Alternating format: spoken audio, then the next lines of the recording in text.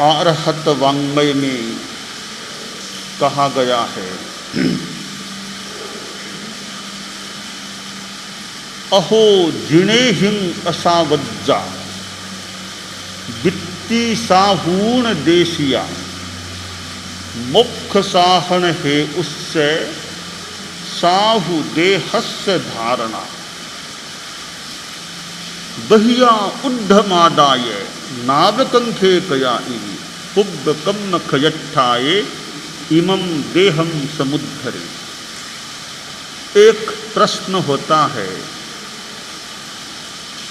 इस शरीर को हम धारण करके क्यों रखें,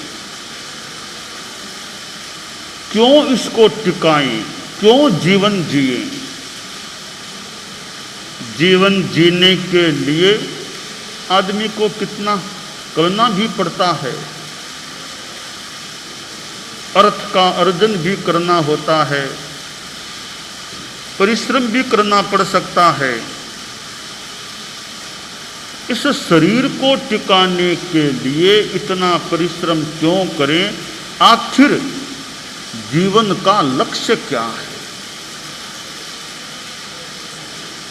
जीवन का लक्ष्य क्या है, इस संदर्भ में शास्त्र में आगम में एक सुंदर दिशा निर्देश दिया गया है। वह है पुब्ब कम्म खयट्ठाए, पूर्व कर्मों का क्षय करने के लिए, निर्जरा करने के लिए, साधना करने के लिए इस शरीर को धारण करना चाहिए। हमें मानव जीवन प्राप्त है, मानव शरीर प्राप्त है, और एकमात्र मानव जीवन ही ऐसा है जहां साधना करके मोक्ष की प्राप्ति भी की जा सकती है। हालांकि हर मानव शरीर से न भी हो, पर मोक्ष प्राप्ति होगी तो इस मानव जीवन से ही होगी, और किसी भी योनि से आत्मा मोक्ष प्राप्ति नहीं कर सकती। पशु यानी त्रियंच योनि है, वहां से जीव मोक्ष में नहीं जा सकता। नरक में प्राणी हैं, नारकीय जीव, वे मोक्ष नहीं प्राप्त कर सकते। और तो क्या, स्वर्ग में रहने वाले देवता देवगण आसातना न हो, वे भी अपने देव योनि से मोक्ष प्राप्त नहीं कर सकते। चार गतियां हैं, नरक गति, त्रियंच गति, मनुष्य गति और देव गति। इन चार गतियों में एकमात्र मनुष्य गति ही ऐसी है जहां मोक्ष की प्राप्ति जहां से हो सकती है। तो इस शरीर के द्वारा साधना करके मोक्ष प्राप्त किया जा सकता है। तो जीवन क्यों जीना चाहिए? मोक्ष पाने के लिए जीवन जीना चाहिए। मोक्ष की दिशा में अग्रसर होने के लिए जीवन जीना चाहिए। और जीवन जीना है तो खाना भी होता है। एक समय जीवन में ऐसा भी आ सकता है कि जहां भोजन को छोड़ने की बात हो सकती है। खाना भी साधना के लिए, और कभी न खाना भी, भोजन छोड़ना भी साधना के लिए। अनशन, संथारा, संलेखना भी साधना के लिए, वह भी मोक्ष प्राप्ति के लिए होना चाहिए। शास्त्र में कहा गया है, लाभंतरे जीवीय बूह इत्ता पच्छा परिन्नाय मलाव धंसी। जब तक शरीर से लाभ होता हो, नया नया विकास लाभ हो रहा हो, एक साधु सोचता है कि अभी मेरा स्वास्थ्य अच्छा है, मैं स्वाध्याय कर सकता हूँ, जनोपकार कर सकता हूँ, यात्रा पाद विहार यात्रा कर सकता हूँ, देशाटन कर सकता हूँ, लोगों को धर्म की बात सुना सकता हूँ, बता सकता हूँ, प्रवचन कर सकता हूँ, और भी सेवा कर सकता हूँ, वृद्ध साधुओं की सेवा कर सकता हूँ, अच्छा व्याख्यान देने की भी क्षमता है, तो मैं लाभ उठा सकता हूँ। तो जब तक शरीर से लाभ उठाया जा सकता है, तब तक इसको भाड़ा देता रहूं, भोजन करता रहूं, ताकि मेरी साधना अच्छी चलती रहे। तो यों भोजन भी देना शरीर को इसलिए कि साधना मेरी अच्छी चल सके। भोजन नहीं दूंगा तो चलना फिरना भी मुश्किल हो सकता है, मैं दूसरों की सेवा करूंगा भी कैसे, उल्टा सेवा लेने वाला कहीं बन सकता हूं। तो भोजन मुझे शरीर को देना है, इस शरीर को सक्षम रखने के लिए, और शरीर को सक्षम इसलिए रखना है कि मैं सेवा कर सकूं, स्वाध्याय कर सकूं, और भी जनोपकार आदि के द्वारा लाभ उठा सकूं। जब लगे अब शरीर से लाभ होना मंद या बंद हो गया है, अब नए व्याख्यान दे सकता, थोड़ा बोलता हूं, शरीर क्लांत हो जाता है, फिर बोलना मुश्किल हो जाता है, ज्यादा चल नहीं सकता, 5 किलोमीटर भी अब पैदल चल नहीं पा रहा हूं, वृद्ध आदि साधुओं की सेवा भी कर सकूं उतनी भी क्षमता नहीं रही है, स्वाध्याय ठीक तरह नहीं कर पा रहा हूं, और लगता है अब शरीर भी तरतर कमजोर हो रहा है, अब ज्यादा टिकना भी मुश्किल लग रहा है। तो फिर साधु को संलेखना संथारा इस दिशा में आगे बढ़ना चाहिए। मुझे स्मरण हो रहा है, भूल न करूं तो, परम पूज्य गुरुदेव तुलसी ने भी अपने जीवन के अंतिम दिनों में ऐसा विचार किया था कि अब क्यों नहीं संलेखना संथारा की ओर आगे बढ़ूं। तो मनुष्य को जब लगे अब शरीर उत्तर देने वाला है, तो फिर संलेखना संथारा की दिशा में बढ़ने का यथोचित विचार करना चाहिए। तो खैर संथारा तो बाद की बात, जब तक शरीर ठीक है, शरीर से लाभ मिल रहा है, तो खाना भी होता है। तो खाना है तो प्रश्न है कि भोजन कैसे करना, कितना करना आदि बातें ध्यातव्य हो जाती हैं।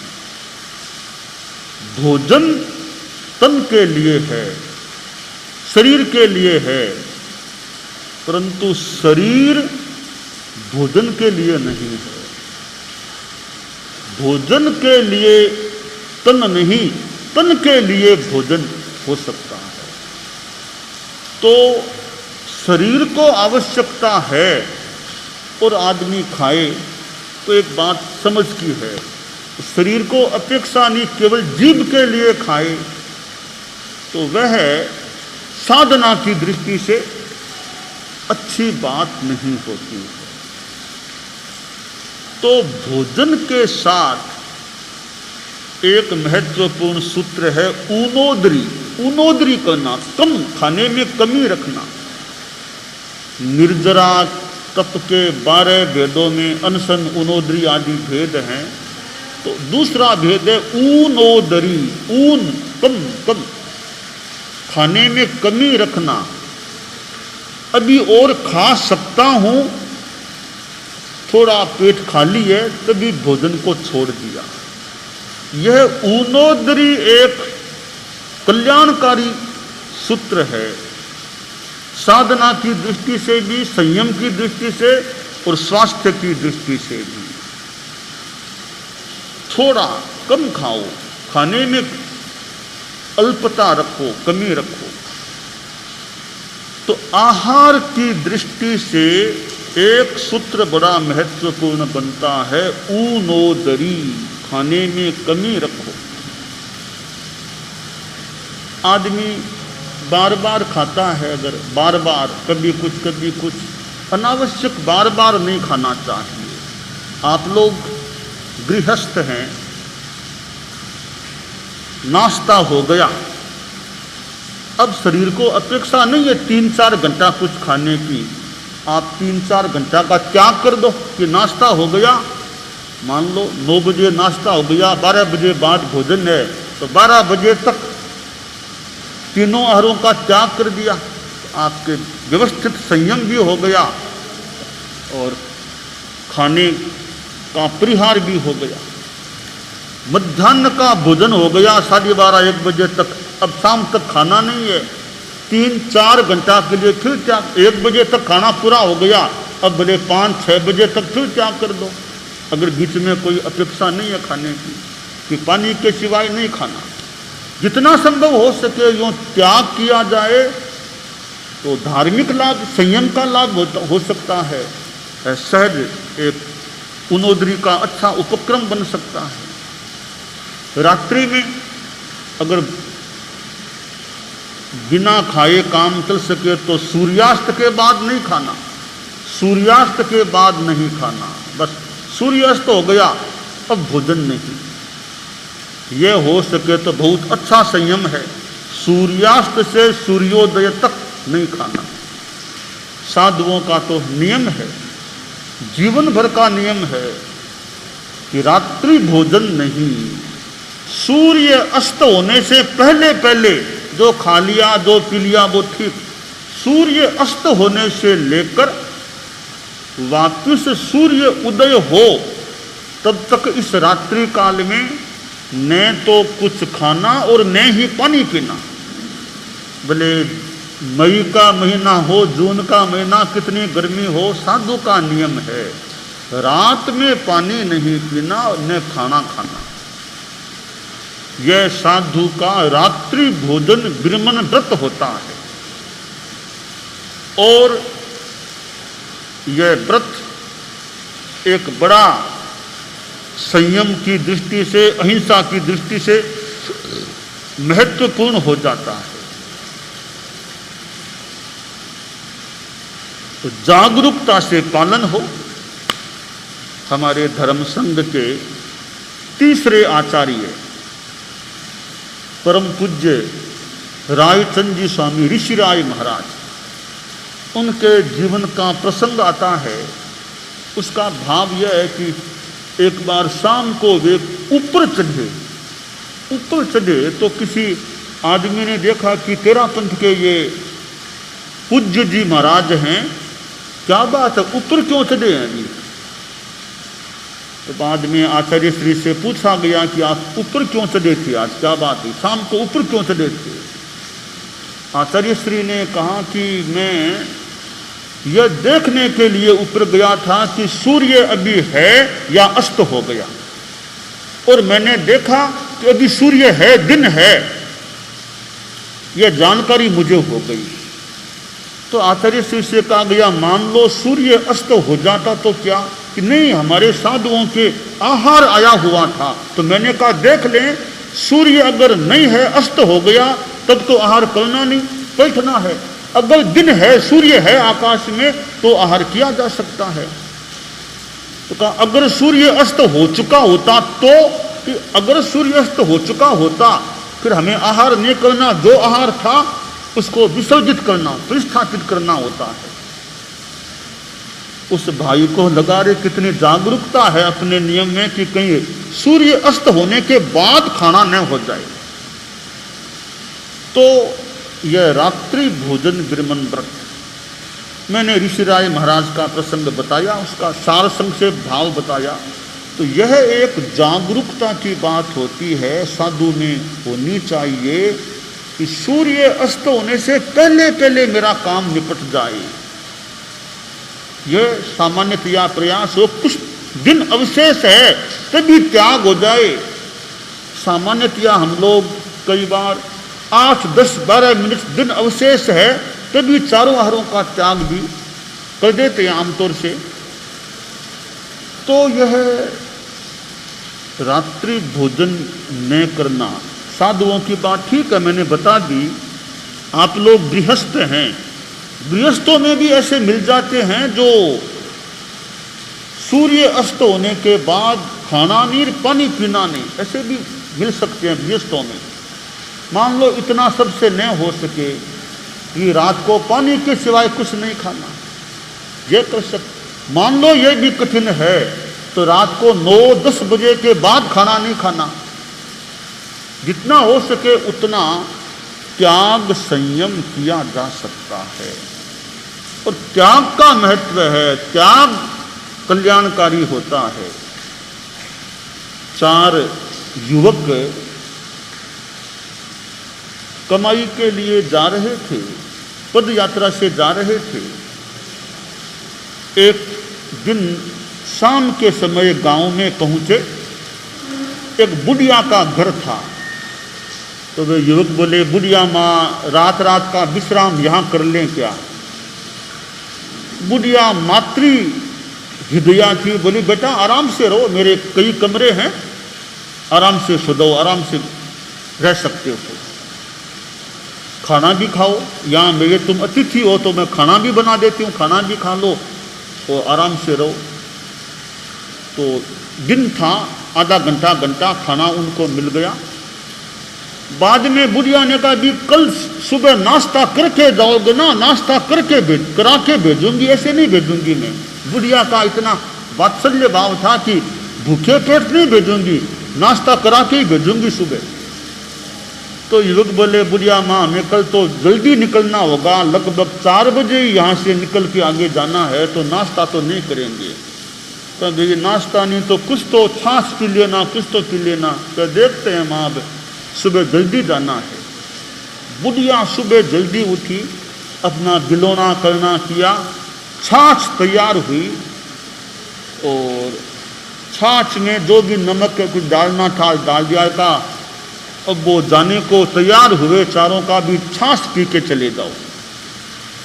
चारों में से एक युवक बोला, जी मुझे तो रात्रि भोजन का त्याग है, मैं तो सूर्य अस्त के बाद न खाता न पीता सूर्योदय तक, तो मैं तो नहीं लूंगा, बाकी तुम्हारी जैसी इच्छा। तो बाकी 3 युवकों ने वह छाछ पी ली, एक ने बिल्कुल नहीं पी। अब चारों रवाना हो गए। कुछ दूर गए, सूर्य उदय भी हुआ, एक तालाब के पास ठहरे। थोड़ी देर में वे जो 3 युवक थे उनका हाल बेहाल हो गया, शरीर कैसे ही हो गया। तो देखते देखते तीनों का प्राणांत भी हो गया। अब इसने सोचा, रे मैं तो अकेला रह गया, तीनों तो चल बसे, ये हुआ क्या? अचानक तीनों के क्या हो गया? उधर वे बुढ़िया अपनी जितनी गति थी तेज चलते चलते चलते चलते उधर आई उन युवकों के पास। तो वह एक बैठा था, बाकी 3 तो डेड बॉडी थी। बुढ़िया रोती रोती बोली, रे क्या हुआ कि माँ ये तीनों तो चल बसे। बुढ़िया बोली, रे अनर्थ हो गया, मैंने बाद में देखा कि जो छाछ थी उसमें तो सांप मरा हुआ था, लगता है सांप का विष मिल गया था।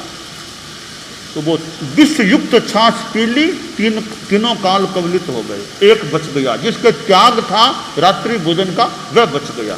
तो खैर जीना मरना एक बात है, मूल बात है संयम का होना। तो आहार के संदर्भ में हम संयम को जोड़ते हैं। तो रात्रि भोजन विरमण भी एक अच्छा उपक्रम है। पूरी रात का त्याग नहीं हो तो जैसा मैंने कहा 9-10 बजे के बाद नहीं खाना, पानी के सिवाय और कुछ नहीं पीना, जितना संयम हो सके वह किया जा सकता है। भोजन करते समय आदमी को जितना संभव हो सके मौन रखना चाहिए। खाते पीते समय मौन, जितना मौन रख सकें। खाते पीते ये बातें ज़्यादा नहीं करनी चाहिए। खाते समय जितना संभव हो सके मौन रखें। अच्छा, आवश्यक बात मामूली बोलनी पड़ी तो मान लो बोलनी पड़ सकती है, बाकी मौन रखना चाहिए। तो भोजन के साथ ये मौन का प्रयोग यथासंभव करना चाहिए।